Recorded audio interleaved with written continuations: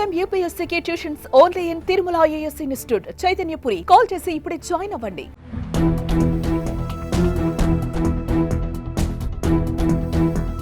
ప్రాణం తీశాడు. దొరకకుండా ఉండే పక్క ప్లాన్ వేశాడు. కానీ ఊహించని విధంగా దొరికిపోయాడు. పోలీసులు వెతకుండానే తానే వారి ముందు వెళ్లి అడ్డంగా బుక్ అయ్యాడు.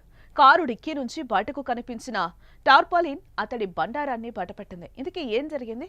ఓ మహిళను యువకుడు ఎందుకు హత్య చేశాడు? పోలీసులకు ఎలా దొరికిపోయాడు?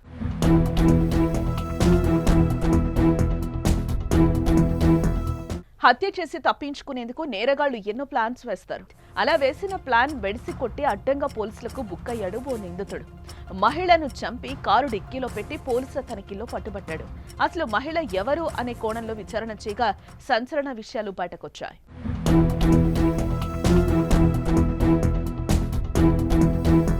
హత్యకు గురైన మహిళ కమల, వయసు 50 ఏళ్లు. నిజామాబాద్ నగరం పరిధిలోని ముబారక్లో నివాసం ఉంటోంది. కొందరు మహిళలతో ఆమె వ్యభిచారం చేయిస్తోందని ఆరోపణలున్నాయి. అయితే ఇదే క్రమంలో అదే ప్రాంతానికి చెందిన ఓ మహిళను కూడా ఈ రొంపులోకి దింపుతున్నట్లుగా తెలుస్తోంది. ఈ విషయం సదరు మహిళ కుమారుడు రాజేష్ కు తెలియడంతో పగ పెంచుకున్నాడు. ఆమెను హత్య చేయాలని భావించాడు. అందుకు ఓ రోజు ముహూర్తం పెట్టాడు. ఆ ముహూర్తమే గురువారం.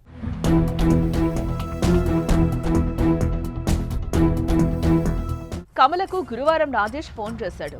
మాధవనగర్ బైపాస్ రోడ్డుకు రావాలని చెప్పగా ఆమె ఆటోలో అక్కడికి చేరుకుంది. కాసేపు ఇద్దరూ మాట్లాడుకున్నారు. ఆమెకు రాజేష్ కళ్ళు కూడా తాగించినట్టుగా తెలుస్తోంది. ఇదే క్రమంలో తన తల్లిని ఎందుకు వ్యభిచారంలోకి లాగుతున్నావంటూ ప్రశ్నించాడు. అదే కోపంలో హత్య చేశాడు. గురువారం హత్య చేసి అక్కడ మృతదేహాన్ని ఉంచాడు.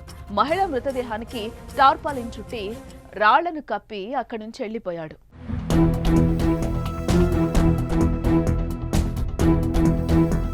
తర్వాత రోజు అంటే శుక్రవారం అద్దెకు కారు తీసుకుని హత్య చేసిన ప్రదేశానికి వెళ్లాడు. మృతదేహాన్ని టార్పాలిన్ చుట్టి డిక్కీలో ఎక్కించి అక్కడి నుంచి అతివేగంతో ఆరుమూరు వైపు వెళ్తుండగా పోలీసుల కంటపడ్డాడు. అతివేగానికి తోడు డిక్కీలోని టార్పాలిన్ బయటకు కనిపించడంతో కారు ఫాలో అయ్యారు. దాస్ నగర్ దగ్గర కాలువ వద్ద కారు నాపి చెక్ చేయగా డిక్కీలో మహిళ మృతదేహం కనిపించింది. అతను అదుపులోకి తీసుకుని విచారించగా అసలు విషయం బయటపెట్టాడు.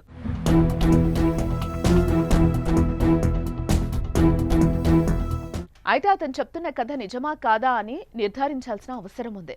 తల్లిని వ్యభిచారంలోకి దించేందుకే ఆమెను హత్య చేశాడా, ఇంకేమైనా కారణాలున్నాయా అన్నది తేలాల్సిందే.